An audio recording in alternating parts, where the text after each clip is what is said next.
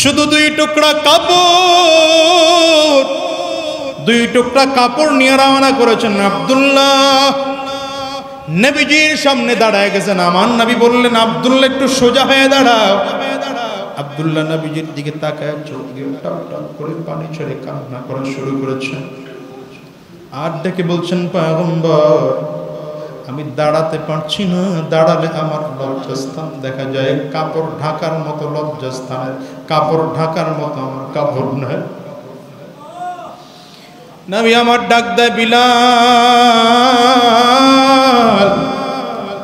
আমার বাড়ির থেকে একটা চাদর এনে আব্দুল্লাহ গা পড়ায় দাও, শরীরে পেঁচায় দাও। নবীজি পায়ের দিকে তাকায় দেখেন আব্দুল্লাহর পায়ে একটা জুতা পর্যন্ত নাই। ডেকে বলে, আব্দুল্লাহ পায়ের জুতাটা তোমার কই?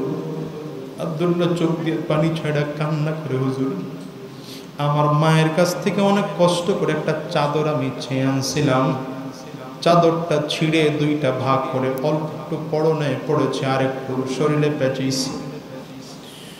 হুজুর আমার জুতোটা আমার চাচা আমারে দেয় নাই, ওটাও খুলে রাখছি। নবী আমার আব্দুল্লাহর দিকে তাকায় চোখ দিয়ে টপ টপ করে পানিগুলো ফেলেছেন।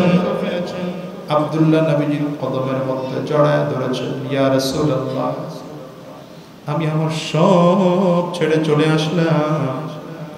আমি অনেক বড় লোকের সন্তান ছিলাম, জমিনের অভাব ছিল না, টাকা পয়সার অভাব ছিল না, আমার বাবা নাই, আমার আজকে মা থাইকাও জানো না। হুজুর আমি আপনার কদমে চলে আসছি, আপনার কদমে একটু ভিজাই গেছে। আমার নবী আব্দুল্লাহর হাত দুটো ধরে টান দেয়, বুকের সাথে লাগায় জোরে চাপ দেয়। রে আব্দুল্লাহ আমি কসম করে বলি তোর জায়গা আমার পায় না, আমার মুহাম্মদ আমার বুকে।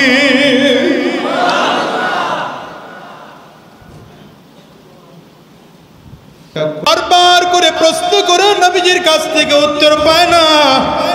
হঠাৎ করে নবীজির কদমটা জড়ায় ধরে চিৎকার করে ডাক দিয়েছে, পয়গম্বর।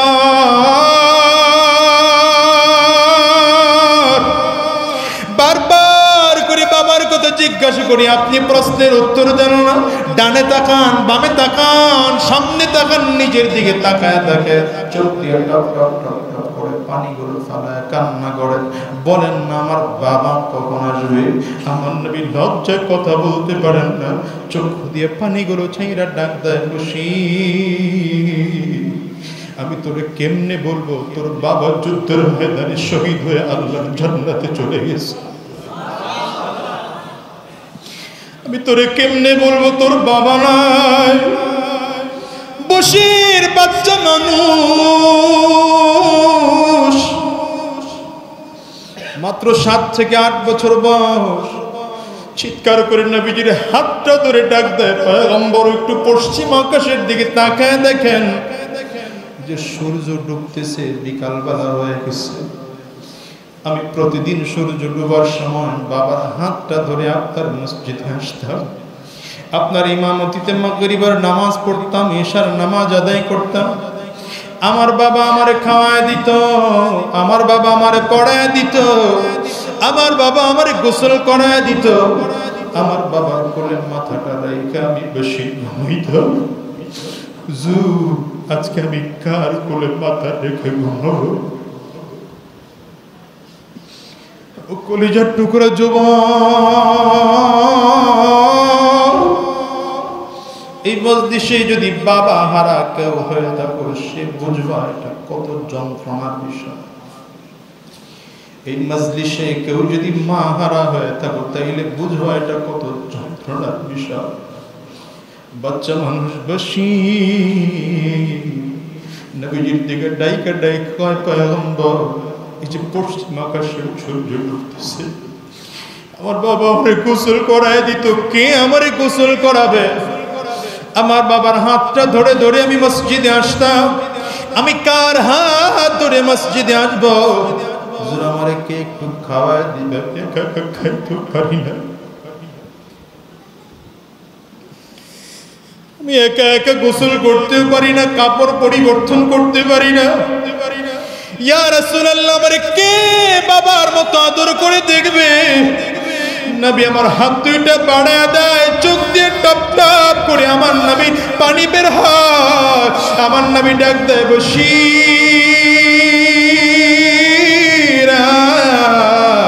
نحمده ونستعينه ونستغفره ونؤمن به ونتوكل عليه ونعوذ بالله من شرور أنفسنا ومن سيئات أعمالنا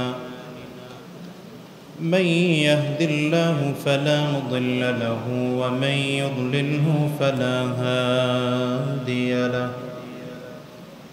ونشهد أن لا إله إلا الله وحده لا شريك له ونشهد أن محمدًا عبده ورسوله قال تبارك وتعالى في كلامه المجيد وفرقانه الحميد ولو أن أهل القرى آمنوا واتقوا لفتحنا عليهم بركات من السماء والأرض وقال تعالى محمد رسول الله والذين معه أشداء على الكفار رحماء بينهم اللهم صل على محمد وعلى آل محمد كما صليت على إبراهيم وعلى آل إبراهيم إنك حميد مجيد اللهم بارك على محمد وعلى آل محمد كما باركت على إبراهيم وعلى آل إبراهيم إنك حميد مجيد لا إله إلا الله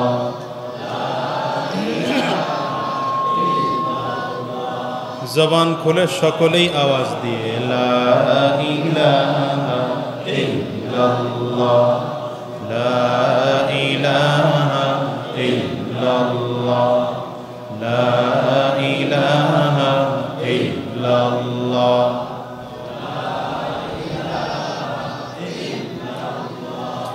لا إله إلا الله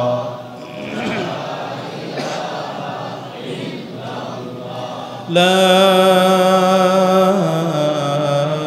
إله إلا الله محمد رسول الله الحمد لله রব্বে করিমের দরবারে অসংখ্য শুকর ও সাজুদ, যিনি আমাদেরকে দীর্ঘদিন পরে আবার ধীরে ধীরে পরিবেশ আগের মতো করার এবং আমাদেরকেও একত্রিত হয়ে বসার তৌফিক দিয়েছেন। বিশেষ করে আজকের এই মাহফিলে কোরআন ও সুন্নাহর আলোচনা করার জন্য এবং শোনার জন্য আমাদেরকে একত্রিত হওয়ার সুযোগ করে দিয়েছেন। সে মালিক মুনিব রব্বে করিমের দরবারে শুকর আদায় করি। সকলেই আওয়াজ করে বলি আলহামদুলিল্লাহ। আজকের এখানে বসা এটা আল্লাহ তাআলার খাস মেহেরবানি ছাড়া কিছু নয়। কারণ এক তো পরিবেশ আমাদের অনুকূলে নয়, পরিবেশ প্রতিকূল। দ্বিতীয় প্রচণ্ড গরম, এর মধ্যেও এত মায়া,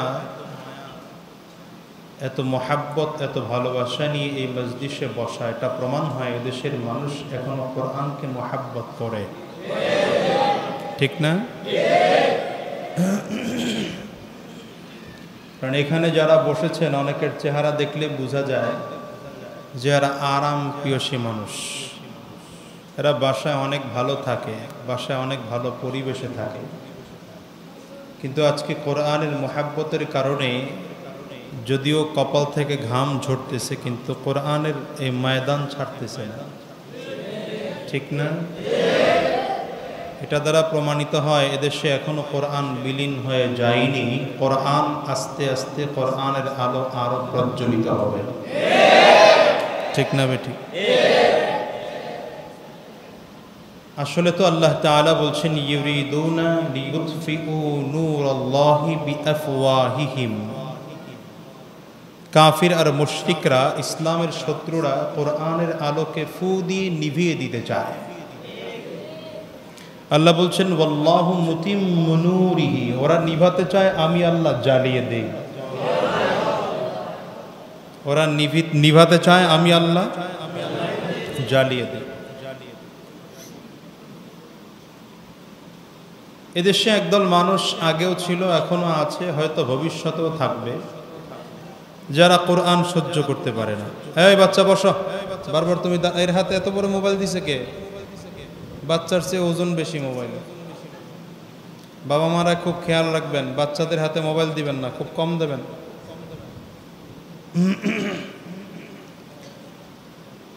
তো কি বলছিলাম, ভুলে গেছি। এই ছোট্ট ডিস্টার্ব আমার সহ্য হয় না, আপনারা কেউ ডিস্টার্ব করবেন না, যতক্ষণ বসছেন মনোযোগ দিয়ে বলবেন, কারণ কিছু কথা বলার জন্য আসছি, কথা বুঝে আসছে। আমি কিছু চিন্তা করে আসছি, চিন্তাটা যদি আপনি একটুখানি এলোমেলো করেন আমার পুরো জায়গাটা এলোমেলো হয়ে যায়। কি বলছিলাম যেন? এখনো কোরআনের মহাব্বত করে নেওয়ালা লোক আছে। কাফিররা তো চাবেই, ওরা নিভাতে চাবেই। একদল লোক ছিল, এখনো আছে, ভবিষ্যতে। কিন্তু এরা সারা পৃথিবীর শক্তি একত্রিত করেও কোরআনের কোনো ক্ষতি করতে পারে নাই, পারবেও না। কোরআনুল করিম যখন নাজিল হয় শুরুর দিকে, আবু জাহাল আইন পাশ করেছে, মুহাম্মদ যদি কোরআন তেলাওয়াত করে কেউ যদি শুনতে চায় এটা দণ্ডনীয় অপরাধ। এটা আইন পাশ হয়েছে কোথায়? আবু জাহালের সংসদ ভবনে। কেউ যদি মুহাম্মদের কোরআন তেলাওয়াত শুনতে চায় এটা শাস্তিযোগ্য অপরাধ, তাকে শাস্তি দিবে, তাকে শাস্তি দেওয়া হবে। রেজাল্ট কি দাঁড়ালো? নবীজি রাত্রিবেলা তাহাজ্জুদ নামাজের মধ্যে দাঁড়িয়ে কোরআনুল করিম তিলাওয়াত করতেন। তিলাওয়াত করতেন কে? আল্লাহু আকবার। আমার নবী যখন কোরআন তিলাওয়াত করেন, বলেন তো এর চেয়ে মজার আর কিছু হতে পারে? কিয়ামতের দিনে জান্নাতে একটা মাহফিল হবে। এই জান্নাতি মাহফিলের প্রধান অতিথি থাকবেন আপনার আমার নবী। কে থাকবেন? আপনার আমার নবী, বিশ্ব নবী মুহাম্মদ মুস্তাফা সাল্লাল্লাহু আলাইহি ওয়াসাল্লাম। নবীজিকে আল্লাহ বলবেন, হুজুর পয়গম্বর, আপনার উপরে আমি আল্লাহ তাআলা একটা কিতাব নাজিল করেছিলাম। আপনার কিতাবে একটা সূরা আছে, সূরা ইয়াসিন। আপনি আপনার কণ্ঠে আপনার উম্মতদেরকে সূরা ইয়াসিন আজকে কিয়ামতের ময়দানে তিলাওয়াত করে শোনান। নবীজি তিলাওয়াত শুরু করবেন। আল্লাহু আকবার। এর চেয়ে মজার তিলাওয়াত তো আর কিছু হতেই পারে না, ঠিক না? এই যে সাধারণ একজন মানুষের তিলাওয়াত শুনলে কত মজা লাগে। আপনাদের মসজিদের ইমাম সাহেবের পেছনে আমার খুব কাছের মানুষ, বন্ধু মানুষ, প্রিয় মানুষ, আমার খুব ভালো ব্যক্তিত্ব পাইলে তার মূল্যায়ন করতে হয়। আমরা মূল্যায়ন বুঝি না, দাঁত থাকতে দাঁতের মর্ম বুঝি না। দাঁত গেলে পরে বহুত টাকা খরচ করেও দাঁত লাগাই, কিন্তু দাঁত থাকতে ওটা ব্রাশ করতে হয়, মিসওয়াক করতে হয়, যত্ন নিতে হয়, এটা আমরা কোনোদিন নেই না। এটাই আমরা বাঙালির অভ্যাস। এ কারণেই বাঙালি এত পস্তায়, কথা কয় না? আপনাদের মসজিদের ইমাম সাহেবের তিলাওয়াত শুনলে আসলেই কলিজা জড়িয়ে যায়। আমি আজকেও তো ঈশার নামাজ এসে পড়লাম, এর আগে আরেকদিন ঘটনাক্রমে পড়েছিলাম। দিলটা শীতল হওয়ার মতো তিলাওয়াত। আচ্ছা, একজন সাধারণ নবীর একজন সাধারণ উম্মত, যার মতো লক্ষ কোটি, যার মতো কোটি কোটি, আপনাদের ইমাম সাহেব কেন? আপনি একটু আগে পড়ে যান, মদিনার মসজিদের ইমাম সাহেবের তিলাওয়াতে আরেকটু মজা, মক্কার ইমামের তিলাওয়াতে আরেকটু মজা। আচ্ছা, 50,000 মক্কার ইমাম যদি একত্রিত করেন, সাহাবায়ে কেরামদের সমান হবে? আল্লাহু আকবার। এই সাহাবায়ে কেরামের তিলাওয়াত কেমন ছিল? সাহাবায়ে কেরামের পরে আমার নবীর তিলাওয়াত কেমন ছিল? তো নবীজি যখন নিজের ঘরে দাঁড়িয়ে তিলাওয়াত করতেন, কাফির আর মুশরিকরা নিজের ঘরে টিকতে পারতো না, দৌড়ে নবীজির দরওয়াজার মধ্যে কান লাগায় তিলাওয়াত শুনত। তো রাত যখন গভীর হয়েছে, আমার নবী তিলাওয়াত শুরু করেছেন। আবু জাহাল, আবু লাহাব, উতবা, শায়বা, আবু উমাইয়া, এরপরে উবাই, যত কাফিররা আছে সব গিয়া নবীজির চারিপাশে, ঘরের চারিপাশে গিয়ে তিলাওয়াত শুনতেছে। সুবহানাল্লাহ। আরো আস্তে কোন, সুবহানাল্লাহও করোনায় পাইছে নাকি? তেমনি করে ফরমালিন দিয়ে সুবহানাল্লাহ কোন কেন মিয়া? ভালো করে ফরমালিন মুক্ত কইবেন সুবহানাল্লাহ। কি অবস্থা! সুবহানাল্লাহ যদি এত পাওয়ারফুল না হয়, সুবহানাল্লাহর যদি জোর কমে যায়, তাহলে চলবে নাকি? রাগ করতেছে তো। তিলাওয়াত, নবীজির তিলাওয়াত শেষ। আবু জাহাল বের হয়েছে। আবু জাহাল বের হয়ে পেছন দিকে খেয়াল করে, যেন পেছন দিক থেকে জুতার আওয়াজ পাওয়া যায়। তাকায় দেখে উতবার সাহেবা দুইটা আইতেছে। বুঝে না, উতবার সাহেবার জায়গায়, কিরে তোরা এখানে কেন? উতবা সাহেব কয়, আমরা দেখতে আইছিলাম আপনারা কেডা কেডা আহেন। আপনি কি লেগে আইছিলেন? আমিও তো দেখতে আইছিলাম, তোরা কেডা কেডা আহস। কথা বলতে বলতেই দেখে উবাই আর উমাইয়া দুইটা আইতেছে। কিরে? তিনজনে মিল্লা জায়গায়, তুই আইসুত কেন? পাইছিলাম লিস্ট করার লেগা, গোয়েন্দাগিরি করুন। আপনারা কি লেগে আইছিলেন? আমরাও তো গোয়েন্দাগিরির দায়িত্ব নিতে আইছিলাম। কিছুক্ষণ পরে দেখি বড় নেতা আইছে, বড় নেতা আবু লাহাব, আবু আইতেছে। কেউ নেতা? আপনিও? হ্যাঁ, আমি তো আইছিলাম, দায়িত্ব আছে না। তো আবু জাহাল তো এমনি একটু শয়তান মার্কালো। আবু জাহালকে দেখতো, গতকালকে কি কাউরে দায়িত্ব দেওয়া হয়েছিল? না, তো দায়িত্ব তো দেওয়া হয় না। তো দায়িত্ব দেওয়া হয় না, এরা সবাই দায়িত্ব পালন করতে আইছে। মক্কার লোকজন এত দায়িত্বশীল হয়ে গেছে। আসলে তো এরা দায়িত্ব পালন করার জন্য আসে নাই, পাহাড়াও দেওয়ার জন্য আসে নাই। একমত হয়ে গেছে যে আমরা মুহাম্মদের তিলাওয়াত শুরু হলে নিজে কন্ট্রোল রাখতে পারি না, এই জন্য মুহাম্মদের তিলাওয়াত শোনার জন্য ঘর থেকে বের হয়ে চলে এসেছে। এটা ইসলাম, এটা কোরআন। কথা কয় না? এটাই হচ্ছে কোরআন। কোন কোরআন পেয়েছি আমরা, ওটা জানি তো না, এই জন্য কোরআন পড়িও না, কোরআন ধরিও না। নোবেল নাটক এগুলো পড়ে পড়ে, কথা কয় না, তো না পড়লেও বাস হয়। কথা কয় না? অটো, আগে শুনতাম auto rice mill, auto auto ইটের বাটা, এখন শুনি অটো পরীক্ষা, অটো পাস। এই অটো পরীক্ষা আর অটো পাসের ছাত্ররা যদি কোনোদিন ডাক্তার হয়, এরা যদি ইঞ্জিনিয়ার হয়, অ্যাডভোকেট হয়, পাইলট হয়, ব্যারিস্টার হয়, কায়দাটা কি হবে একটু বলেন তো?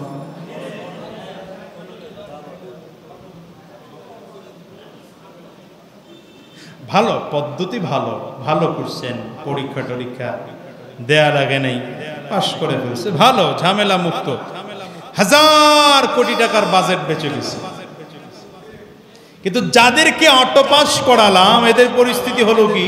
এদের ভবিষ্যৎটা তো হাতে ধরে জবাই করে দিলাম। ছাত্ররা তো মহা খুশি, অটো পাস হয়ে গেছে। জাতি কোন দিকে দৌড়াচ্ছে জাতি নিজেই জানে না। ভাইরা আমার, আমি যে আয়াতে কারিমা আপনাদের সামনে তিলাওয়াত করেছি, রাসূল রব্বে কারীম ইরশাদ করেন, আল্লাহর রাসূল এবং রাসূলের সাহাবী সঙ্গী সাথী যারা আছেন এদের গুণ হলো, এক নম্বর গুণ আশিদ্দাউ আলাল কুফফার রুহামাউ বাইনাহুম। আমি এই দ্বিতীয় গুণটি নিয়ে আজকে আলোচনা করব। রব্বে করিম বলছেন নবী এবং নবীর সাহাবীদের দ্বিতীয় নম্বর গুণ ছিল রুহামাউ বাইনাহুম, নিজেদের মধ্যে অত্যন্ত হৃদ্যতা, মুহাব্বত, ভালোবাসা, আন্তরিকতার 100% তাদের মধ্যে ছিল।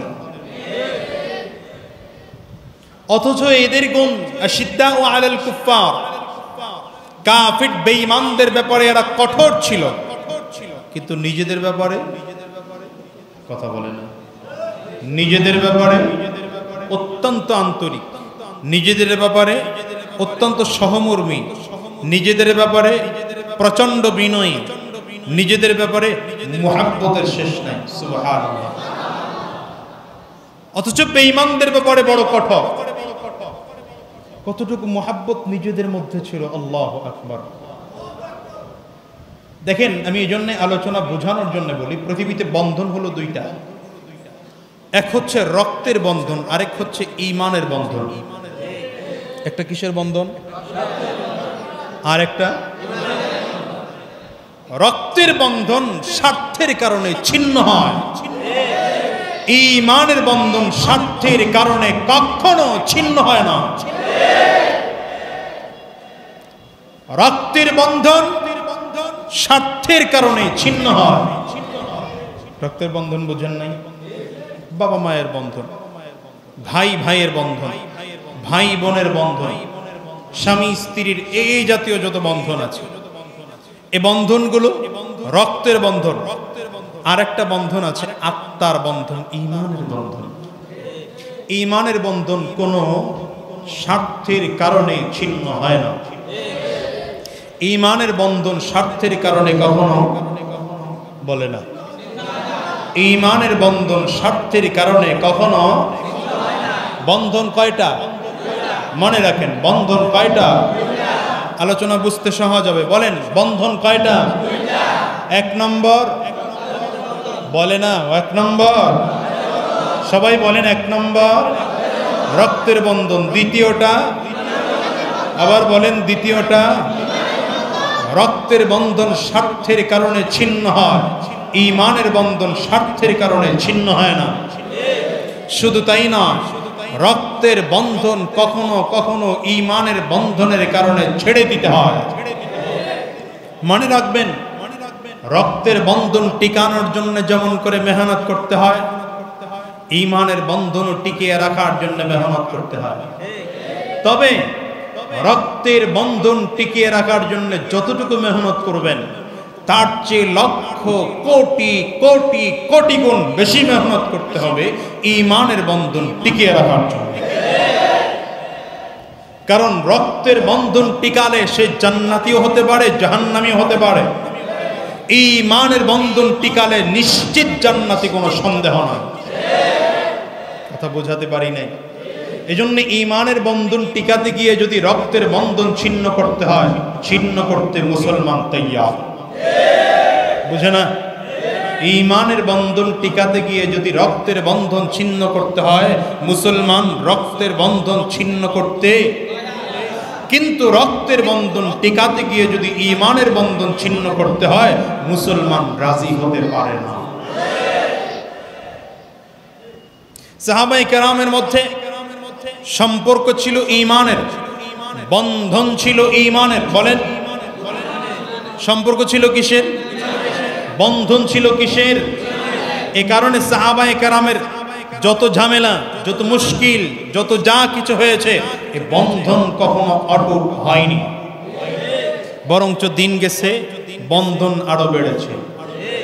দিন যত গেছে বন্ধন আরো বেড়েছে।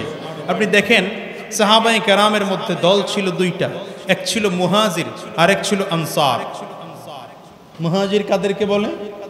যারা হিজরত করেছেন, যারা হিজরত করেছেন, যারা মক্কা থেকে হিজরত করে মদিনাতুল মুনাওয়ারায় গিয়েছেন, এদেরকে বলা হয় মুহাজির সাহাবী, এদেরকে কি বলে?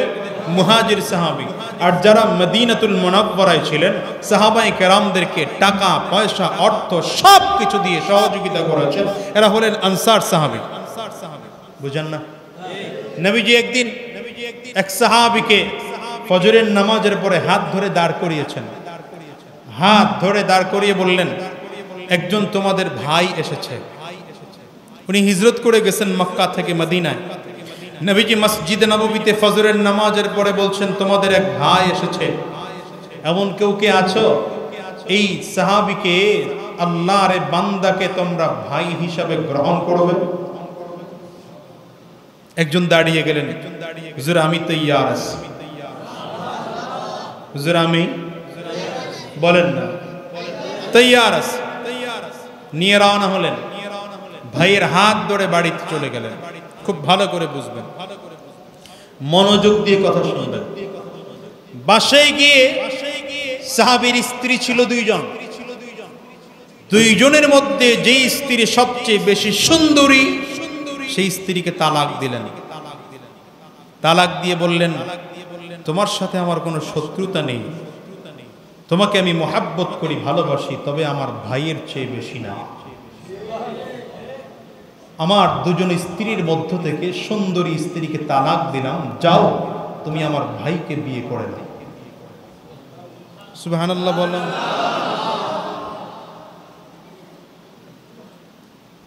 সুন্দরী স্ত্রীকে ভাইয়ের জন্য তালাক দিলেন। শুধু তাই নয়, ঘরে যেই পরিমাণ ফসল ছিল পুরোটা অর্ধেক ভাগ করে সমান সমান দুটো ভাগ করে বললেন। আনসার সাহাবী বললেন, ভাই তোমার যেটা পছন্দ সেটা আগে নাও, এরপরে আমারটা নেব। জমিনে গেলেন, ক্ষেত, আপনাদের দেশে কি বলে? ফসল, ফসলি জমিন বা ক্ষেত। ফসলি জমিনে গিয়ে পুরো জমিনকে দুটো ভাগ করেছেন, সমান সমান দুটো ভাগ করে, এই এক ভাগ, এই এক ভাগ। এবার মুহাজির সাহাবীকে বলছেন, ভাই যেই ভাগটা তোমার পছন্দ হয় ওটা তুমি নাও, এরপরে আমারটা আমি নেব। পুরো ঘর এসে দুটো ভাগ করেছেন। ঘরটা দুইটা ভাগ করে বলছেন, ভাই যেটা তোমার পছন্দ হয় আগে তুমি নাও, এরপরে আমার ভাগ নেব। মুহাজির সাহাবী অবস্থা দেখে প্রতিটা মুহূর্তে আশ্চর্য হচ্ছে। জিজ্ঞাসা করলেন, ভাই আমি আপনার আপন কেউ না, আমি আপনার পরিচিতও কেউ না, শুধুমাত্র নবীজির পক্ষ থেকে আপনাকে আমার দায়িত্ব দেয়া হয়েছে, আর আপনি আমাকে ভাই হিসেবে গ্রহণ করলেন। পুরো জমি অর্ধেক অর্ধেক করে ভাগ করে দিলেন। আনসার সাহাবী মুহাজির সাহাবীর হাত ধরে বললেন, বলো কি তুমি, বলো কি তুমি, তুমি তো আমার আপন ভাই। বাবার সম্পত্তি, আপন ভাই যেহেতু দুইজন, সুতরাং বাবার সম্পত্তি দুই ভাগ হবে, এক ভাগ তুমি নেবে, এক ভাগ আমি নেব। মুহাজির সাহাবী প্রশ্ন করলেন, বুঝলাম আপনি ভাগ করতেছেন আর আমাকে বলছেন আমি আগে নেব, আপনি পরে নেবেন, কারণ কি? বলে, ভাই তুমি বুঝো না, বাবার দুই সন্তান, আমি বড় তুমি ছোট, তো আমি নিজে ভাগ করেছি। আমি ভাগ করার পরে যদি আমি আগে নেই তাহলে আমার পছন্দের ভাগটা নেওয়া হতে পারে। ইসলামের বিধান, ভাগ করার দায়িত্ব আমার, নেওয়ার দায়িত্ব তোমার। তোমার পছন্দের ভাগ তুমি নাও, তোমার নেওয়া হলে আমারটা আমি নেব। এটা ইসলাম, এটার নাম ইসলাম। ভোগের নাম ইসলাম নয়, ত্যাগের নাম ইসলাম। ভোগের নাম ইসলাম নয়, ত্যাগের নাম ইসলাম। আজকের আমরা ভোগ করতে শিখেছি ইসলামে, ত্যাগ করতে শিখি নাই।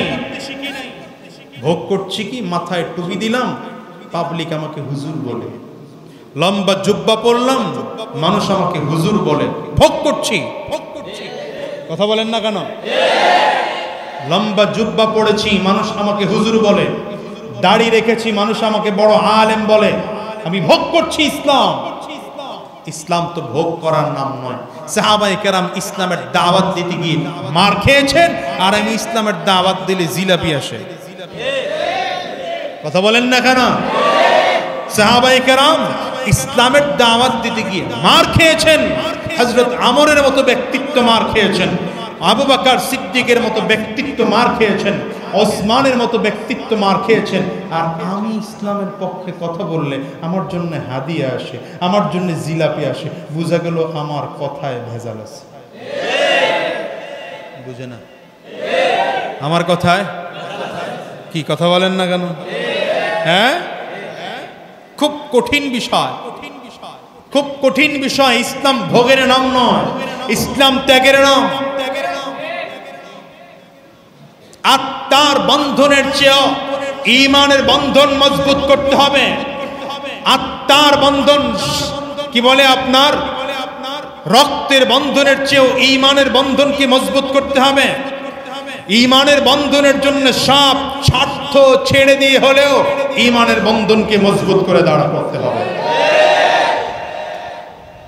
আবু বকর সিদ্দিক রাদিয়াল্লাহু আনহু তার ছেলে যুদ্ধের ময়দানে মুখোমুখি হয়েছেন। বাবা ছেলেরে দেখে নাই, ছেলে বাবারে দেখছেন। তখন ছেলে ছিল কাফির, বাবা আবু বকর সিদ্দিক মুসলমান। বাবা আবু বকর সিদ্দিক, ছেলে তখনও, কিন্তু পরবর্তীতে যখন মুসলমান হয়েছেন ছেলে, তো বাবাকে এসে বললেন, বাবা আমি যুদ্ধের ময়দানে তোমারে দেখছিলাম, আমি চাইলে তোমারে কতল করতে পারতাম, সুযোগ ছিল, করি নাই। তুমি যে আমার বাবা, তুমি যে আমার বাবা, এজন্য কতল করি নাই। আবু বকর সিদ্দিক কয়, কপাল ভালো আমি তোরে দেখি নাই। এটা হাসার কথা না, হাসেন না, কথা বুঝেন। কপাল ভালো আমি তোরে দেখি নাই, যদি আমি তোরে দেখতাম আমার দরবারে থেকে কেউ তোকে বাঁচাতে পারত না। কেন? আমার সম্পর্ক, আমার মহাব্বত, আমার ভালোবাসা ইমানদারের সাথে, বেঈমানের সাথে না। মুসলমানের সম্পর্ক আজ বেঈমানের সাথে হয়েছে, মুসলমানের চলাফেরা মুশরিকদের সাথে হয়েছে, মুসলমানের চলাফেরা সংস্কৃতি তাহজিব ও তামাদ্দুন বেঈমানদের সাথে মিলে, মুসলিমের সাথে মিলে না। যুবক মাথায় চুল কাটতে গিয়ে নবীর সুন্নত খোঁজে না, ও ওই কি বলে রোনালদো মেসি আর কি বেঈমান। খুব হিসাব করেন, খুব হিসাব করেন। চুল কাটতে গিয়ে আপনি স্টাইল খুঁজেন, কার স্টাইল? ওই খেলোয়াড়ের স্টাইল। টিকটক ভিডিও করে সেই ছেলের স্টাইল, কি জানো না? হ্যাঁ, মিডিয়ার পোলাপান ভালো বুঝে। অপু ভাই, জাহান্নাম থেকে রক্ষা নাই। এই কপাল পরা যুবক আটতেছে কোন দিকে বল আমাকে। আমি সব মাহফিলগুলোতে যুবকদের উদ্দেশ্য করে বেশি কথা বলি। তুমি মাথার চুল কাটতে গিয়ে নবীর সুন্নত খোঁজো নাই, দোকানে গিয়ে স্টাইল খুঁজে, এটার দাম কত 1200, রোনালদোর 1300, অমুকটা 1400, এটা এত। পিছনে চুল কাইটা আবার ইন্দুর বানাইছে, দেখেন না? কথা বলে না। অনেকে বলবেন, হুজুর আপনি কেমনে দেখলেন? এই মিয়া, রাস্তায় যখন আমরা হাঁটি আমাকে চোখ নিয়ে হাঁটি না, না চোখ খুইলা গাড়ির ব্যাগ ঢালাই পড়ে আর পরে চলে। কথা বলে না। আমাদেরও তো চোখে দুই একটা উল্টা পাল্টা পড়ে নাকি না? পড়ে না? আপনারা হয়তো একটু বেশি দেখেন, আমরা একটু কম দেখি, তো পার্থক্য তো এই। মুসলমান, পোশাক পরতে গিয়ে আপনি কখনো নবীর সুন্নত খোঁজেন নাই, আপনি খুঁজলেন কাটটা ওই ইন্ডিয়ার নায়ক, টালিউড আর কি বলিউড, হলিউড, এ জাতীয় পাখির ড্রেস। আহা, এই জাতি কোথায় গিয়েছে? আপনারা বলবেন, আমি কথা বললে আপনারা রাগ করবেন। বাংলাদেশের সরকার ধর্ষকদের শাস্তি দিয়েছে ফাঁসির রায়, এটা প্রস্তাব হচ্ছে। আলহামদুলিল্লাহ, ধন্যবাদ জানাই। তবে আমি এটাও বলতে চাই পাশাপাশি, যে সকল নারীদের দেহ খোলামেলা চলার কারণে, যে সকল নারীদের পোশাকের কারণে এদেশের যুবকগুলো ধর্ষণের দিকে উদ্বুদ্ধ হয়, ওই সকল নারীদেরকেও ফাঁসির কাস্টে ঝুলিয়ে মারা দরকার। বুঝেন নাই কথা? আপনি ধর্ষণ বিরোধী মিছিল করতে এসেছেন, আপনি ধর্ষণ বিরোধী মিছিল করতে এসে প্লেকার্ড বানিয়েছেন ফাক মি। কি বোঝাতে চেয়েছেন আপনি? দেখেন না আপনারা? ধর্ষণের বিরুদ্ধে আপনি মিছিল করতে এসেছেন, আপনি সেখানে প্লেকার্ড বানিয়েছেন, আমার দেহ যেভাবে খুশি সেভাবে চালাবো, তুই বেটাকে। নাউজুবিল্লাহ, এরকম আসতেই কইেন। জাতির কপাল কি খালি খালি পুড়ছে? শোনেন শোনেন, সব হুজুররা সব কথা বলেছে, আজকে তো আলোচনাই হয়েছে ধর্ষণ নিয়ে, জুমাতেও বয়ান করছি ধর্ষণ নিয়ে। এগুলো এখন আমাদের হুজুরদের বলা লাগে। এতদিন আমরা বলছি, আপনারা খেয়ালই করেন নাই। আপনারা চিন্তা করছেন হুজুররা কি আর কয়, ওটা মধ্যযুগীয় কথা, ওগুলোকে এখন চলে ঢলে। এগুলো আপনারা ও সময় চিন্তা করেছেন, কিন্তু কখনো চিন্তাই করেন নাই।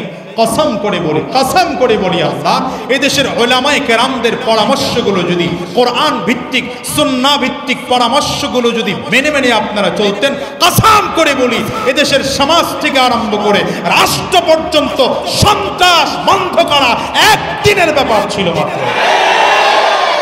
করেন নাই, আপনারা করেন নাই।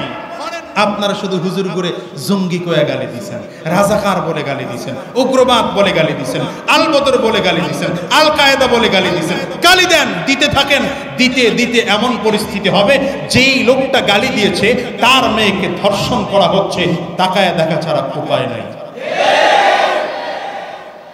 আমেরিকার তথ্য গবেষণা কেন্দ্র বাংলাদেশের 120 জন ধর্ষকের সাক্ষাৎকার নিয়েছে।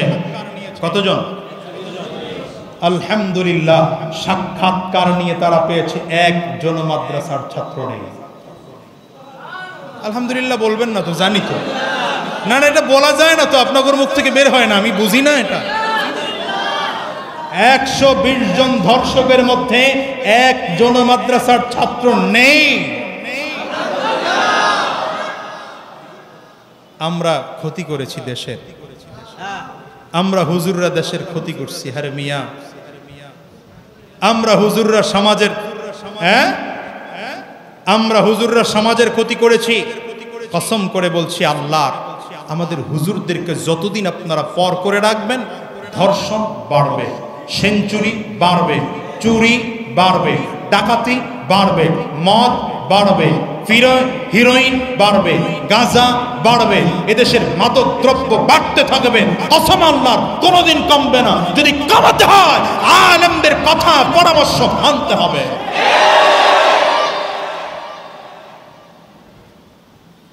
শোনেন শোনেন, ধর্ষক মুক্ত করার জন্য ছোট্ট 2টা ফর্মুলা দিয়ে যাই, বলবো?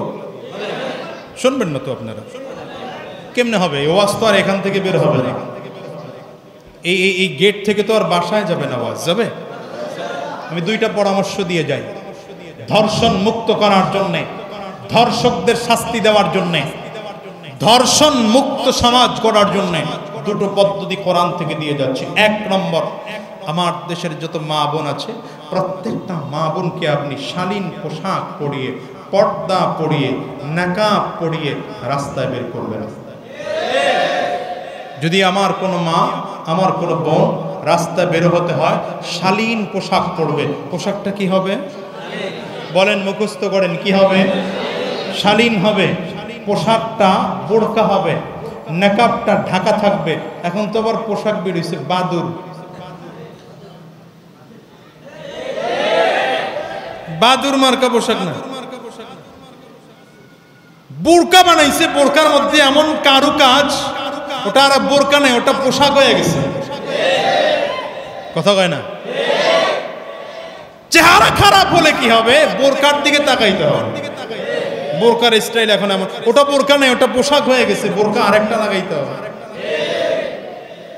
বুঝেন না?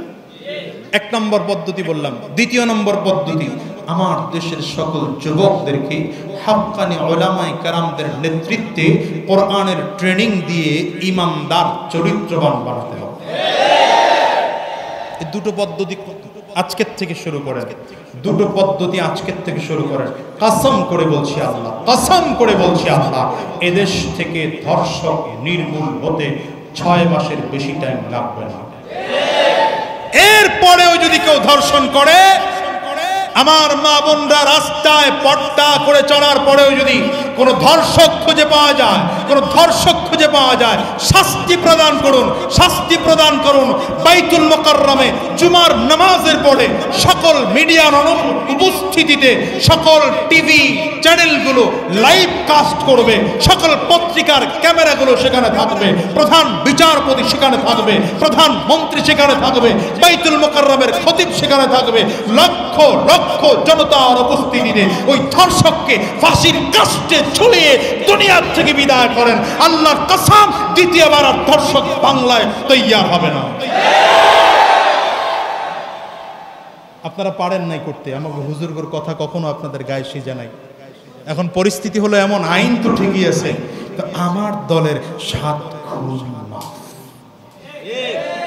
কার দলের? কয় না, এই যে কয় না, কার দলের? আমার দলের। কয় খুন মাপ? 7 খুন বুঝেন নাই? 1 খুন, 2 খুন, 3 খুন, কয় খুন মাপ? 7 খুন করছে, মাফ হয়ে গেছে। কারণ কি? আমার দল। কয় না, কারণ কি? আই বলে না, কারণ কি? আমার দলের এ কারণে 7 খুন মাফ। আর আমার দলের না খুন না করেও কয় না, এ কথা কয়ে মজা পেতেছি না আপনাদের সাথে। আমার দলের তো খুন করেও মাফ, আমার দলের না খুন করেও ফাঁসির আসামি, আমার দলের তো জিনা করেও শাস্তি নাই, আমার দলের ধর্ষণ করেও শাস্তি নাই, আমার দলের না ধর্ষণের কাছেও যায় নাই, তারপরও ধর্ষক বানানো হয়। দোষ খালি আমাকে হুজুর। আমরা কথা বললে দোষ, আপনারা কাজ করলে দোষ নেই। আমরা কথা বললে দোষ, কাজ করলে দোষ নাই। এই জন্য বলি, প্রধানমন্ত্রীকে বলবো, আপনাকে ধন্যবাদ জানাই, সাধুবাদ জানাই। চমৎকার আইন করেছেন ধর্ষকের ফাঁসি, তবে ধর্ষকের ফাঁসিটা 100% কার্যকর করতে হবে।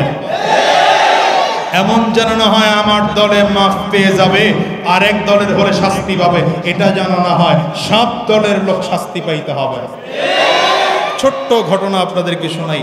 ইনসাফওয়ালা কেমন ছিলেন আমার নবী, ইনসাফওয়ালা কেমন ছিলেন আমার নবী। আমিয়া নবী যখন হিজরত করে মদিনাতুল মুনাওয়ারায় গিয়েছেন, খবর চলে আসলো নবীজির কাছে এক মহিলা চুরি করেছে। এক মহিলা, বলে না, এক মহিলা। তো মহিলাটা ছিল আমার নবীর বংশের। কার বংশের? নবীজির বংশের মহিলা। এটা ইজ্জতের ব্যাপার কিনা? বলে না, এটা ইজ্জতের ব্যাপার কিনা? নবীজির অভ্যাস ছিল, নবীজি যদি কোনো বিচার করার জন্য বসতেন, আগে কোরআন খুলতেন।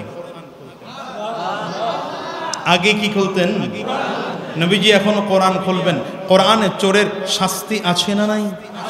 কি চোরের শাস্তি? আল্লাহ বলছেন, আস-সারিকু ওয়াস-সারিকাতু ফাকতাউ আইদিয়াহুমা,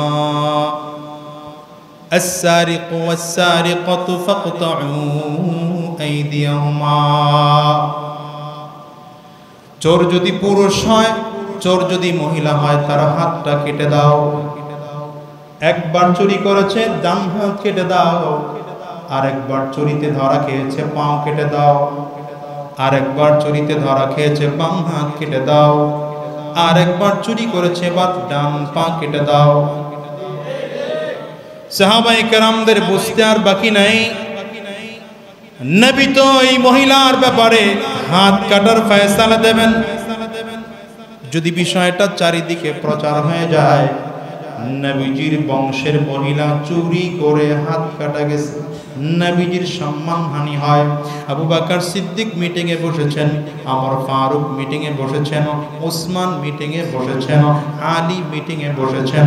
নবীজির কাছে যেমন করে হোক খবর পৌঁছাইতে হবে, পয়গম্বর মহিলাটা আপনার বংশের মহিলা, দেখেন শাস্তি কিছু কমায় দেওয়া যায় কি। সব মিলে সিদ্ধান্ত নিলেন, নবীজির কাছে যাওয়ার মতো আমাদের কারো সাধ্য নাই। একজন আছেন যিনি নবীজির কাছে যাইতে পারেন, তিনি হলেন যায়েদ, হযরত যায়েদ রাদিয়াল্লাহু আনহু, নবীজির পালক ছেলে। এই পালক ছেলের ঘরের নবীজির নাতি হযরত উসামা, নবীজি নিজের নাতি হাসান আর হুসাইন রাদিয়াল্লাহু আনহুমাকে যত ভালোবাসতেন, এই উসামাকেও নবীজি ততটা ভালোবাসতেন। সাহাবায়ে কেরাম পরামর্শ করেছেন আমরা সবাই মিলে উসামাকে নবীজির কাছে পাঠাবো। নবীজি কোরআন খুলবেন, হযরত উসামা বিন যায়েদ পেছন দিক থেকে লোকজন ফাঁক করে করে সামনের দিকে আগায়। নবীজি মিম্বরে বসা, কিতাবের মধ্যে লিখে হযরত উসামা নবীজির সামনে উঠে পাও দুইটা দুই রানের দিকে নিচে নিয়ে নিছেন। নবীজির পেটের সাথে পেট একদম মিলায় ফেলেছেন, নবীজির বুকের সাথে বুকটা একদম মিলিয়ে ফেলেছেন। কেউ যেন না বুঝে আস্তে করে বড় কৌশলে মুখটা নবীজির নাকের কাছে নিয়ে কানের কাছে নিয়ে গেছেন। কানের কাছে নিয়ে আস্তে আস্তে করে কয়, দাদু ভাই আপনি যারে শাস্তি দেন জানেন, মহিলাটা কিন্তু আপনার বংশের মহিলা, হাত না কাইটা শাস্তি কমায় দেওয়া যায় কিনা। কতটা বলতে দেরি হয়, নবীজি বসার থেকে লাফ দিয়ে দাঁড়িয়ে গিয়েছেন। নবীজির চেহারা লাল হয়ে গেছে, থরথর করে নবীজি রাগের কারণে কাঁপতে শুরু করেছেন। নবী আমার ধমকের সুরে আওয়াজ দিয়ে বারবার করে ডাকতেছেন, উসামারে কে পাঠিয়েছে, উসামারে কে পাঠিয়েছে, দাঁড়াও, উসামাকে কে পাঠিয়েছে, দাঁড়াও। কেউ দাঁড়ায় না। বিশ্বনবী রাহমাতুল লিল আলামিন আস্তে করে দাঁড়িয়ে বললেন, ওয়াল্লাহি লাউ সারাকাত ফাতিমাতু বিনত মুহাম্মদ, ওয়াল্লাহি লাউ সারাকাত ফাতিমাতু বিনত মুহাম্মদ, আল্লাহর কসম, আল্লাহর কসম, আমার বংশের মহিলার হাত কাটার শাস্তিটা শিথিল করব তো দূরের কথা, আমার মেয়ে মুহাম্মদের মেয়ে কলিজার টুকরা ফাতিমাও যদি চুরির আদালতে ধরা খেয়ে যেত, আমি মুহাম্মদ কোরআনের বিচার আমার ফাতিমার হাতটাও কেটে ফেলে দিতাম। এর নাম ইসলাম মিয়া, এর নাম ইসলাম। আমার দলের কারণে শাস্তি কমে, এটার নাম ইসলাম না। এই জন্য বলেছি, ইসলাম যদি এদেশে কায়েম হতো তো ইসলাম এদেশে কায়েম হলে ধর্ষণ বন্ধ করা, চুরি বন্ধ করা, ডাকাতি বন্ধ করা, সন্ত্রাসী বন্ধ করা মাত্র 1 ঘন্টার ব্যাপার ছিল, 1 ঘন্টার ব্যাপার ছিল, 1 ঘন্টার ব্যাপার ছিল। বিশ্বাস হয় না, বিশ্বাস হয় না, তবে প্রস্তাব করে যাচ্ছি, বিশ্বাস যদি না হয়, এদেশের হাক্কানি উলামায়ে কেরাম আল্লামা আহমদ শফি রহমাতুল্লাহ আলাইহি মরে গেছেন, জুনাইদ বাবুনগরী মরেন নাই, আল্লামা মাহমুদুল হাসান মরেন নাই, নূর হোসেন কাসিমি মরেন নাই, আল্লামা মামুনুল হক মরেন নাই, আল্লামা ফয়জুল করিম মরেন নাই। যদি বিশ্বাস না হয় আপনি এদেরকে আইন মন্ত্রী বানায় দেন। কথা কয় না কেন? এই আলেমদের মধ্য থেকে আপনার যাকে মনে চায় তাকে আপনি আইন মন্ত্রী বানিয়ে দেন, তাকে আপনি আইন মন্ত্রী বানিয়ে দেন। আপনার ওই পানা আইন মন্ত্রী বাদ দিয়ে আপনি জুনাইদ বাবুনগরী দামাত বরকাতুহুমকে আইন মন্ত্রী বানান। আপনি আল্লামা মাহমুদুল হাসান দামাত বরকাতুহুম যাত্রাবাড়ির হযরতকে আপনি আইন মন্ত্রী বানান। আপনি আল্লামা মামুনুল হককে আপনি আইন মন্ত্রী বানান, অথবা আপনি মুফতি সৈয়দ ফয়জুল করিমকে আইন মন্ত্রী বানান, আপনি পীর সাহেব চরমনাইকে আইন মন্ত্রী বানান। কসম করে বলছি, কসম করে বলছি, 1 ঘন্টার মধ্যে ধর্ষক এদেশে খুঁজে পাওয়া যাবে না, যাবে না।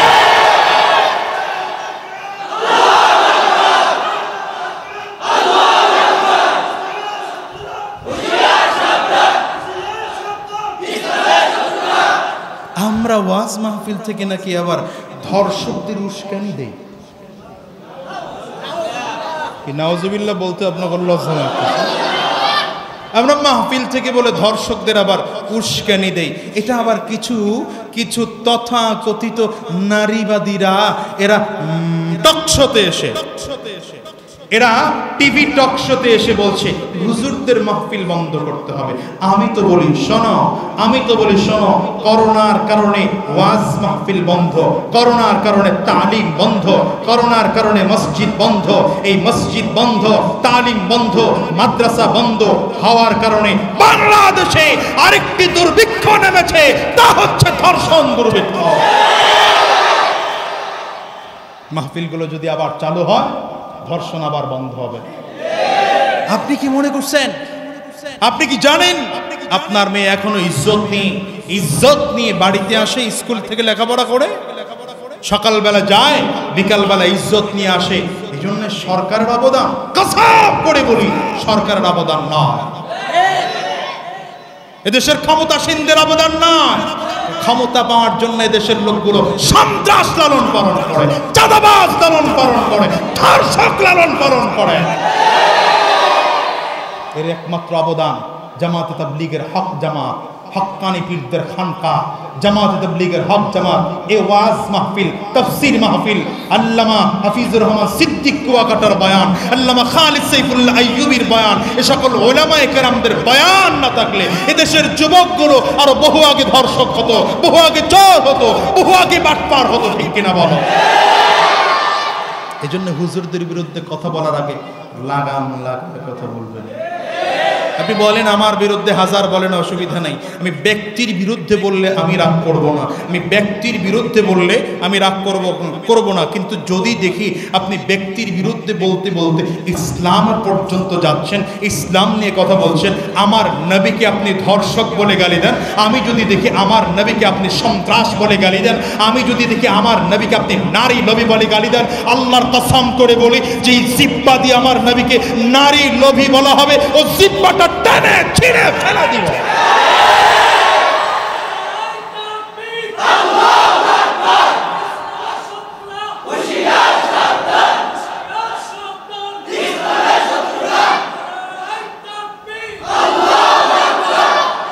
কি হবে যুবক নামের বোঝা হয় সমাজেতে, যদি ওই মা বোনেরা ধর্ষিত হয় দিনে রাতে। কি হবে যুবক নামের বোঝা হয়ে দিনে রাতে, কি হবে যুবক নামের বোঝা হয়ে সমাজেতে, যদি ওই মা বোনেরা ধর্ষিত হয় দিনে রাতে। যৌবনের সার্থকতা বুঝবে সকল ব্যথা, যৌবনের সার্থকতা বুঝবে সকল ব্যথা। পারো যদি বলি দিতে মানুষরূপী পশুটাকে, পারো যদি বলি দিতে মানুষরূপী পশুটাকে। কি হবে বেঁচে থেকে, কি হবে বেঁচে থেকে, কোন কি হবে বেঁচে থেকে? অযথা বিদ্যা শিখে যদি না গড়তে পারি শোষণবিহীন সমাজটাকে। কি হবে বেঁচে থেকে? অযথা বিদ্যা শিখে যদি না গড়তে পারি শোষণবিহীন সমাজটাকে। ঠিক না? কি হবে ছাত্র ছেজে চুমুখে সনদখানা, যদি হয় বিদ্যালয়টা প্রতি তাদের আড্ডাখানা। নাই বলে না, নাই। ধর্ষণের জন্য এদেশের যুবকরা যতটা দায়ী, তার চেয়ে বেশি দায়ী আমার দেশের বেপর্দাহীন ওই চরিত্রহীনা নারীগুলো। কি বলবো আমরা? হুজুররা বললে তো আপনারা রাগ করেন, হুজুররা বললে তো আপনারা রাগ করেন। আহা আহা, পালাবো কোথায়? পালানোর তো জায়গা নেই। দেশ ছেড়ে পালিয়ে যেতে মনে চায়। পত্রিকার পাতাগুলো খুললে এমন কোন দিন যায় না যেই দিন ধর্ষণের খবর নাই। আপনারা বলবেন হুজুর, হুজুর মাদ্রাসা টাদ্রাসা করার দরকার নাই, ছেলেদের এই কথা বল, আমরা ছেলেদেরকে ডাক্তার বানাতে চাই, ইঞ্জিনিয়ার বানাতে চাই, অ্যাডভোকেট বানাতে চাই, পাইলট ব্যারিস্টার বানাতে চাই, বানান। কিন্তু আমি পরামর্শ দিচ্ছি আগে আপনার ছেলেকে মাদ্রাসায় পড়িয়ে অন্তত ক্লাস 4-5 পর্যন্ত পড়িয়ে চরিত্রবান বানায়া কোরআনের ট্রেনিংটা শুরুতে আগে ওর কলবে ঢুকিয়ে এরপরে আপনার ছেলেকে নিয়ে doctor, engineer, advocate, pilot, barrister যা ইচ্ছা তা বানা। আপনার ছেলে কোনোদিন ধর্ষক হবে না, আপনার ছেলে চোর হবে না, আপনার ছেলে ডাকাত হবে না, আপনার ছেলে বৃদ্ধাশ্রমে বৃদ্ধ বয়সে আপনাকে পাঠাবে না, কসম করে বলছি পাঠাবে না। আপনি খুঁজে দেখেন কয়জন আলেম ধর্ষক আছে, খুঁজে দেখেন কয়জন আলেম চোর আছে, খুঁজে দেখেন কয়জন আলেম ডাকাত আছে, খুঁজে দেখেন কয়জন আলেমের বাবার মা বৃদ্ধাশ্রমে আছে। তো আমার কাছে আসেন, আমি হাজার প্রমাণ দেখাতে পারবো। এদেশের BA pass, MA pass, MA pass, IA pass, BA pass, ডক্টরের ডিগ্রির অভাব নেই, তার বাবা তার মা বৃদ্ধাশ্রমে আছে। তার বাবা মেয়েকে ধর্ষণ করছে, মেয়ে বাবার হাতে ধর্ষিতা হচ্ছে, নিজের মেয়ে বাবার হাতে ধর্ষিতা হচ্ছে, নিজের বোনকে নিজের ভাই ধর্ষণ করছে, নিজের মাকে নিজের সন্তান ধর্ষণ করছে। এর চেয়ে লজ্জার আর কিছু হতে পারে না বাংলাদেশে। প্রয়োজন নেই আমার এই স্বাধীনতা, প্রয়োজন নেই আমার এই স্বাধীনতা। এর চেয়ে আমি পরাধীন ভালো ছিলাম। স্বাধীনতা চাই নেই আমি এই স্বাধীনতা, স্বাধীনতা পাই নেই আমি সেই স্বাধীনতা। যাহা চেয়েছি তাহা পাই নেই আমি, পেয়েছি যাহা চাইনি, তাই তো আমি বিদ্রোহী আর কথাগুলো বেআইনি। স্বাধীনতা পাই নেই আমি সেই স্বাধীনতা, স্বাধীনতা চাইনি আমি এই স্বাধীনতা। ঠিক কিনা বলেন? আহা কি হয়ে গেল এ দেশটা। আমরা কথা বললে আপনারা বারবার যখন টেনে টেনে নিয়ে শুধু রাজনীতির দিকে ফেলেন, দুঃখে কলিজা ফেটে যায়। আমি বলছি আপনার ভালোর জন্য, আর আপনি আমাকে ভুল বলছেন। আরে ভাই, আমি আপনাকে জাহান্নাম থেকে বাঁচানোর জন্য ফিকির করছি, আর আপনি শুধু আমাকে খারাপ মনে করছেন। আমি আপনাকে জাহান্নাম থেকে বাঁচাতে চাই, আর আপনি শুধু আমাকে ধাক্কা দিতে চান, আমাকে মারতে চান, আমাকে জেলে ভরতে চান। ভরেন জেলে, অসুবিধা নাই তো।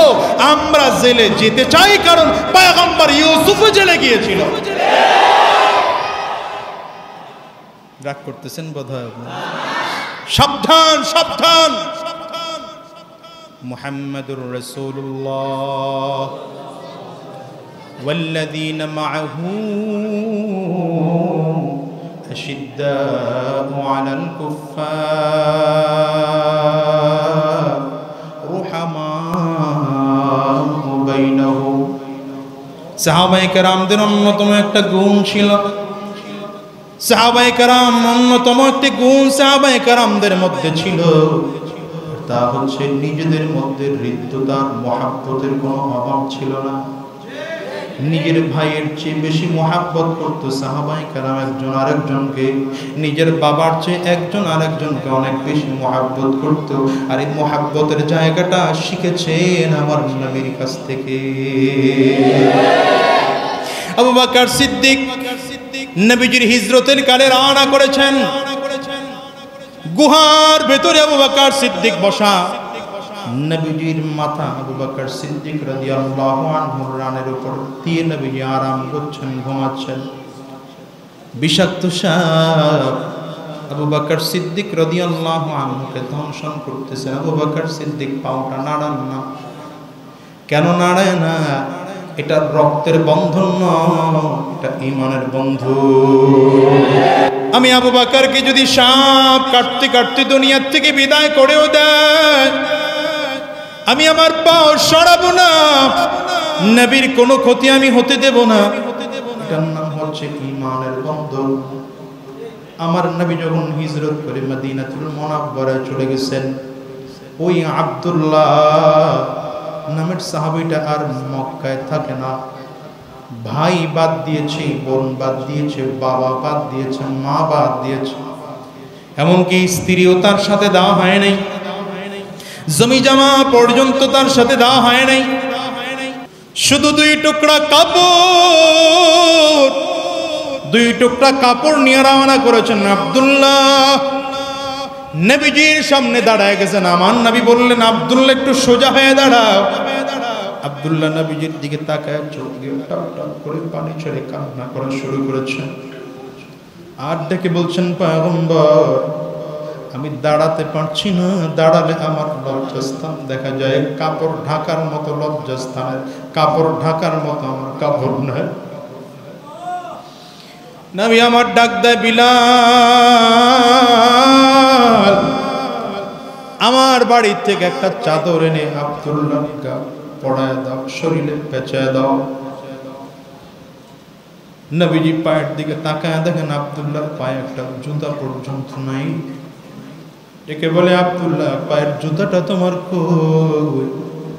আব্দুল্লাহ চোখ দিয়ে পানি ছাড়া কান্না করে হুজুর আমার মায়ের কাছ থেকে অনেক কষ্ট করে একটা চাদর আমি চেয়ে আনছিলাম, চাদরটা ছিঁড়ে দুইটা ভাগ করে অল্প একটু পরনে পড়েছে আর একটু শরীরে পেঁচিয়েছি।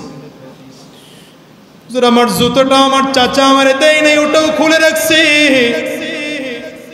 নবী আমার আব্দুল্লাহর দিকে তাকায় চোখ দিয়ে টপ টপ করে পানিগুলো ফেলেছেন। আব্দুল্লাহ নবীজির কদমের মধ্যে জড়ায় ধরেছেন, ইয়া রাসূলুল্লাহ আমি আমার সব ছেড়ে চলে আসলাম। আমি অনেক বড় লোকের সন্তান ছিলাম, জমিনের অভাব ছিল না, টাকা পয়সার অভাব ছিল, আমার বাবা নাই, আমার আজকে মা থাইকাও জানো না। হুজুর আমি আপনার কদমে চলে আসছি, আপনার কদমে একটু ভিজাই গেছে।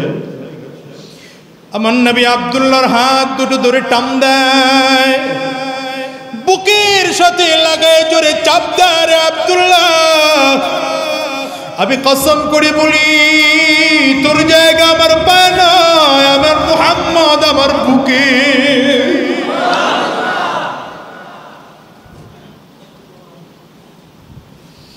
এটার নাম ইসলাম। ওরে মুসলমান কিসের জন্য কোন দিকে দৌড়া?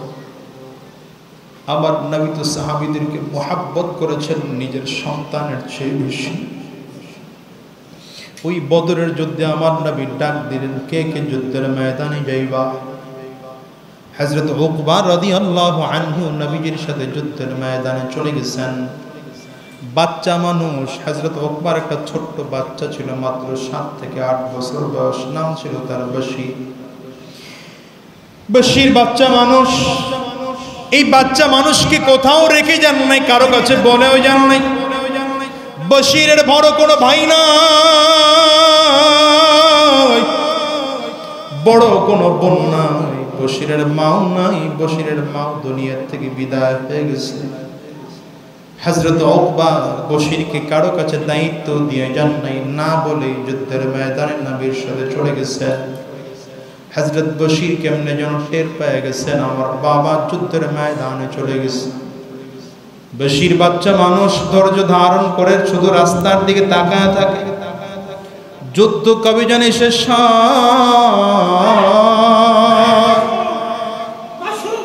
আর কবে জানি আমার যুদ্ধ কবে জানি শেষ হয় আর কবে জানি আমার বাবা আমার কাছে এসে হাজির হয়। ও মুসলমান, বদরের যুদ্ধ আরম্ভ হয়ে গেল। বদরের যুদ্ধ শেষ হলে সব সাহাবীরা এক এক বারবার করে প্রশ্ন করে নবীজির কাছ থেকে উত্তর পায় না। হঠাৎ করে নবীজির কদমটা জড়ায় ধরে চিৎকার করে ডাক দিয়েছে, পয়গম্বর।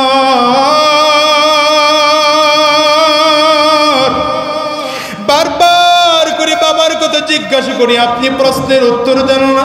ডানে তাকান, বামে তাকান, সামনে তাকান, নিজের দিকে তাকায় দেখে চোখ দিয়ে টপ টপ টপ টপ করে পানিগুলো ফালায় কান্না করেন, বলেন না আমার বাবা কখন আসবে? আমার নবী লজ্জায় কথা বলতে পারেন না, চোখ দিয়ে পানিগুলো ছাইরা ডাক দেয়, বশীর আমি তোরে কেমনে বলবো তোর বাবা যুদ্ধের ময়দানে শহীদ হয়ে আল্লাহর জান্নাতে চলে গেছে। আমি তোরে কেমনে বলবো তোর বাবা নাই? বশীর বাচ্চা মানুষ, মাত্র 7 থেকে 8 বছর বয়স, চিৎকার করে নবীজির হাতটা ধরে ডাক দেয়, পয়গম্বর একটু পশ্চিম আকাশের দিকে তাকায় দেখেন যে সূর্য ডুবতেছে, বিকালবেলা হয়ে গেছে। আমি প্রতিদিন সূর্য ডুবার সময় বাবার হাতটা ধরে আপনার মসজিদে আসতাম, আপনার ইমামতিতে মাগরিবের নামাজ পড়তাম, ইশার নামাজ আদায় করতাম। আমার বাবা আমারে খাওয়ায় দিত, আমার বাবা আমারে পড়ায় দিত, আমার বাবা আমারে গোসল করায় দিত, আমার বাবার কোলে মাথাটা রেখে আমি বেশি ঘুমাইতাম। আজকে আমি কার কোলে মাথা রেখে ঘুমাবো? ও কলিজার টুকরা যুবক, এই মজলিসে যদি বাবা হারা কেউ হয়ে থাকো, সে বুঝবা এটা কত যন্ত্রণার বিষয়। এই মজলিসে কেউ যদি মা হারা হয়ে থাকো, তাইলে বুঝবা এটা কত যন্ত্রণার বিষয়। বাচ্চা মানুষ বসি নবীজির দিকে ডাইকা ডাইক কয়, পয়গম্বর এই যে পশ্চিম আকাশের সূর্য উঠতেছে, আমার বাবা আমারে গোসল করায় দিত, কে আমারে গোসল করাবে?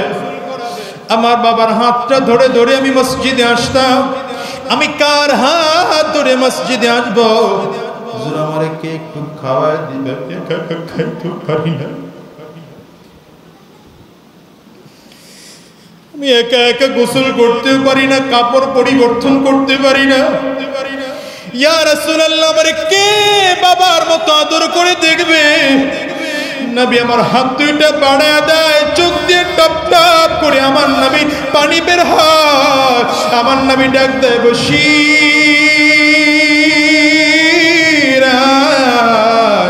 আমি তোর বাবাকে জান্নাত থেকে ফিরাই না দিতে পারবো না, কিন্তু আমি নবী ওয়াদা করলাম যতদিন এই দুনিয়ায় থাকবো আমি বাকি জিন্দেগির জন্য তোর বাবা হয়ে গেলাম।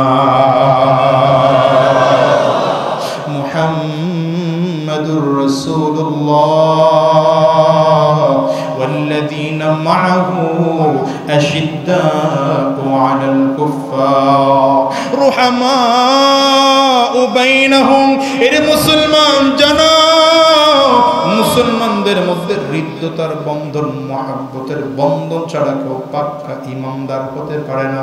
সাবধান করে বলে যাই, ভাই ভাইয়ের সাথে শত্রুতা করো না, ভাই বোনের সাথে শত্রুতা করো না। একজন মুসলমান ভাইকে দেখলে টুপির কারণে তাকে আলাদা করে দিও না। একজন মুসলিম ভাইকে দেখার পরেও সে অন্য পীরের মুরিদ, সে কারণে তুমি তাকে ভাগায়া দিও না। এতটুকু মনে করো তোমার মধ্যে ঈমান আছে, আমার মধ্যে ঈমান আছে।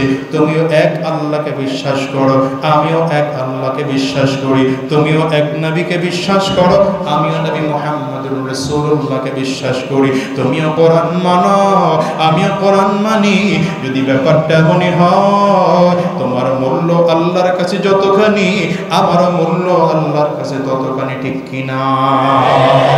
বরঞ্চ আমার চেয়ে মূল্য তোমার রব্বে কারীমের কাছে অনেক বেশি হতে পারে।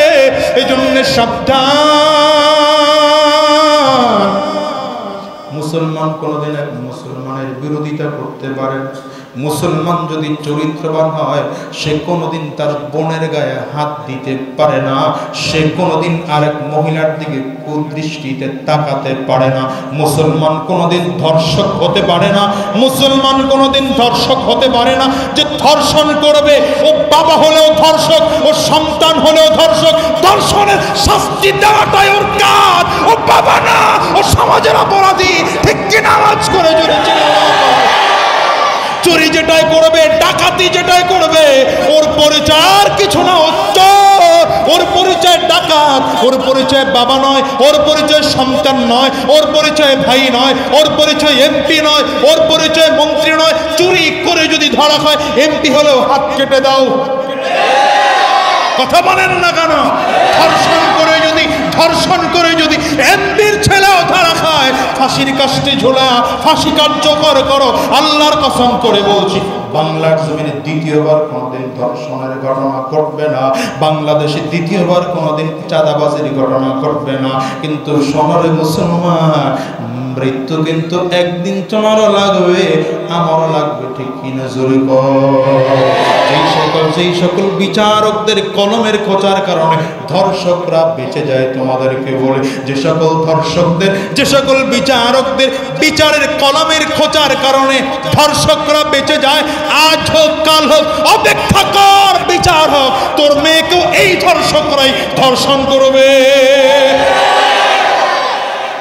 তারপরেও বলে যাই, যে দেশের প্রধানমন্ত্রী একজন মহিলা, যে দেশের স্পিকার একজন মহিলা, যে দেশের ওই সংরক্ষিত আসনের 50 জন মহিলা এমপি আছে, সেই দেশের নারী নির্যাতন হবে, মুসলমান কোনদিন মেনে নিতে পারে না। আর একটা দিন যদি ধর্ষণের ঘটনা আমরা বাংলার জমিনে যদি শুনি, কসম করে বলি দাড়িওয়ালারা টুপিওয়ালারা ঘরে বসে থাকবে না। ধর্ষকদের বিদায় করার জন্য সরকার পতনের আন্দোলন করবে, সরকার পতনের আন্দোলন করবে। কারা কারা তৈয়ার আছো হাতগুলো উঠায় দেখা।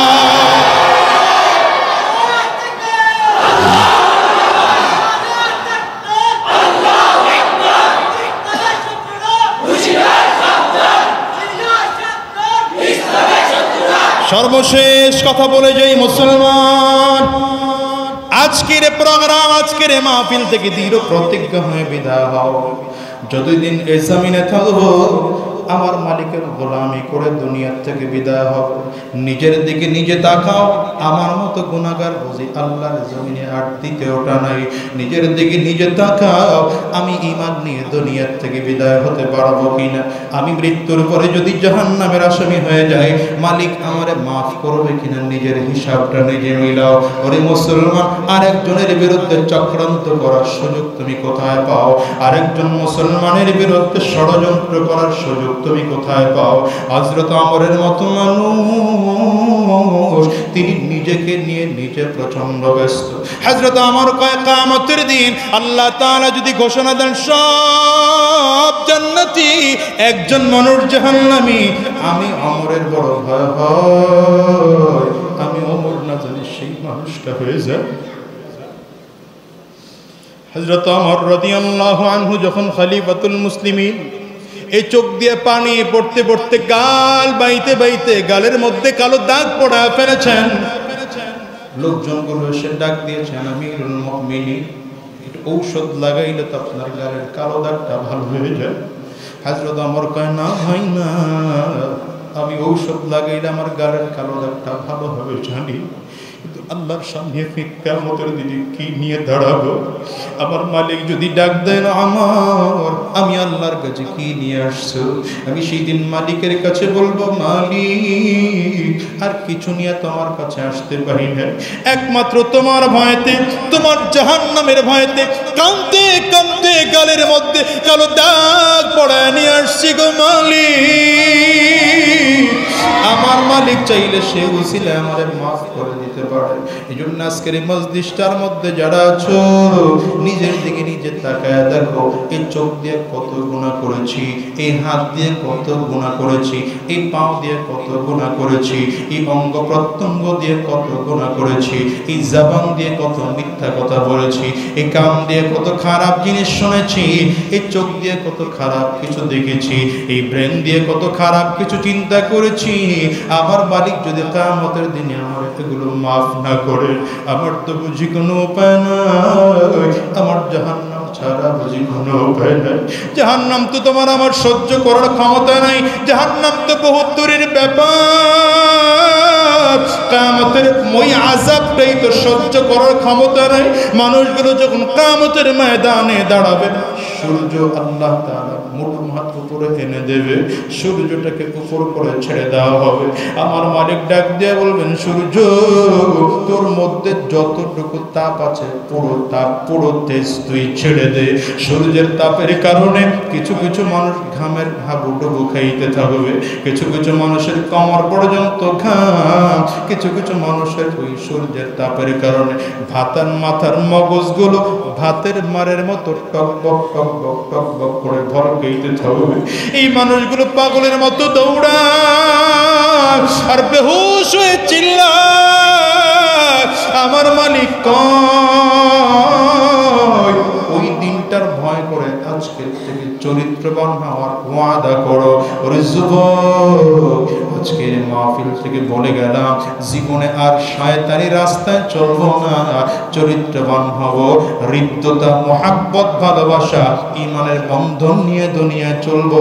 কারা কারা তৈয়ার আছো? মালিকের দুইটা হাত দেখায় দাও, একটু চিৎকার করো জোরে একটা ডাক দাও, আল্লাহ। আওয়াজ করে মন থেকে বলো আল্লাহ। আরো জোরে জবান খুলে বলো আল্লাহ। যদি পানি না আসে কান্নার বান্দরে ডাক দাও। চোখের পানিটা ছেড়ে আমার মালিকের কাছে কান্দো। দুনিয়ার ঘরে আগুন লাগলে যেমন পানি ছাড়া নিভানো যায় না, জাহান্নামের আগুনও কিন্তু চোখের পানি ছাড়া নিভানো যাবে না। চোখের পানির নিয়ত করে জাহান্নামের আগুন নিভানোর জন্য চোখের পানি ছেড়ে কান্দাও। আর জোরে একটা চিৎকার করে আমার মালিকরে ডাক দাও আল্লাহ।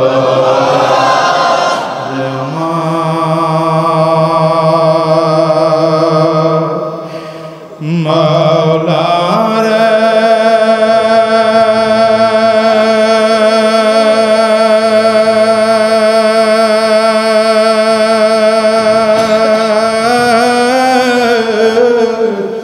ওরে আমার মাবুদ রে আল্লাহ। আমরা হাত তুলে ওয়াদা করলাম জিন্দেগির গুনাহ মাফ করে দাও। আমরা হাত তুলে ওয়াদা করলাম এক ওয়াক্ত নামাজ ছাড়ব না। আল্লাহ তুমি কবুল করে নাও। চিৎকার করে বলেন আমিন। লিল্লাহি রাব্বিল আলামিন والصلاة والسلام على سيد الأنبياء والمرسلين. ربنا ظلمنا أنفسنا وإن لم تغفر لنا وترحمنا لنكونن من الخاسرين. ربنا لا تزغ قلوبنا بعد إذ هديتنا وهب لنا من لدنك رحمة إنك أنت الوهاب. رب ارحمهما كما ربياني صغيرا. رب ارحمهما كما ربياني صغيرا. رب ارحمهما كما ربياني صغيرا. رب العالمين আমাদের জিন্দেগির গুনাহগুলো মাফ করে দাও। আমাদের সকলকে তোমার মাটি গোলাম বানিয়ে দাও। দুনিয়ার জমিনে যতদিন বেঁচে থাকবো ততদিন তোমার গোলামি করার তৌফিক দিয়ে দাও। দুনিয়া থেকে যখন চলে যাব ঈমান নিয়ে যাওয়ার তৌফিক দিয়ে দিও। আল্লাহ শয়তানের ধোঁকা থেকে আমাদেরকে হেফাজত করো। জালিমের জুলুম থেকে আমাদেরকে হেফাজত করো। হিংসুকের হিংসা থেকে আমাদেরকে হেফাজত করো। আল্লাহ সব রকম বিপদ আপদ থেকে আমাদেরকে তুমি হেফাজত করো। আল্লাহ চুরি ডাকাতি থেকে বাংলাদেশকে হেফাজত করো। ধর্ষণ মুক্ত বাংলাদেশ গড়ো। আল্লাহ সারা বিশ্বের মুসলমানদেরকে তুমি সুস্থ সবল হয়ে চলার তৌফিক দাও। আল্লাহ করোনায় যারা আক্রান্ত হয়েছেন সুস্থ করে দাও। যারা এখনো সুস্থ আছেন তাদেরকে সুস্থ রাখো আল্লাহ। আমাদের সকলকে তুমি দ্বীনের জন্য কবুল করো। এই মাদ্রাসাকেও তুমি কবুল করে নাও। এই মসজিদকেও তুমি কবুল করে নাও। এই প্রতিষ্ঠানগুলোর সাথে যারা আছেন তাদেরকেও কবুল করো। যারা টাকা পয়সা মেধা শ্রম বুদ্ধি দিয়ে সহযোগিতা করেছে তাদেরকেও তুমি কবুল করো। আয় আল্লাহ শাইখুল ইসলাম আল্লামা শাহ আহমদ শফি রহমাতুল্লাহ আলাইহি আমাদের ছেড়ে চলে গিয়েছেন মালিক।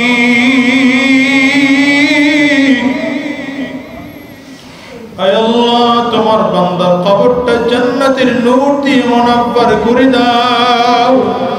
আয় আল্লাহ তোমার বান্দার কবরটাকে জান্নাতের মাকামে আলা বানায় দাও। আয় আল্লাহ তোমার বান্দার জিন্দেগি যদি কোনো ভুল ত্রুটি থেকে থাকে মেহেরবানি করে মাফ করে দাও। আল্লাহ তোমার বান্দাকে তুমি জান্নাত দিয়ে দাও। জান্নাতের মাকামে আরো তারাক্কি করে দাও। আয় আল্লাহ আমাদের সকলকে দ্বীন ও ইসলামের উপরে থাকার তৌফিক দিয়ে দাও। বাংলাদেশের সবগুলো মাদারিস সবগুলো মাসাজিদ তুমি কবুল করে নাও। এখানে যে সকল কলিজার টুকরা যুবক এসেছেন তাদেরকেও তুমি কবুল করো, যে সকল মুরব্বীরা এসেছেন তাদেরকেও কবুল করো, স্নেহের ছোট্ট ছোট্ট বাবাজিরা এসেছেন তাদেরকেও কবুল করো, পর্দার আড়ালের মা বোন যারা আলোচনা শুনেছেন তাদেরকেও কবুল করো। আমাদেরকে ইসলামের উপরে চলার তৌফিক দিয়ে দাও, আমাদেরকে কোরআন অনুযায়ী চলার তৌফিক দিয়ে দাও, আমাদেরকে দ্বীনের পথে চলার তৌফিক দিয়ে দাও। সুবহানা রাব্বিকা রাব্বিল ইজ্জাতি আম্মা ইয়াসিফুন ওয়া সালামুন আলাল মুরসালিন ওয়ালহামদুলিল্লাহি রাব্বিল আলামিন। আসসালামু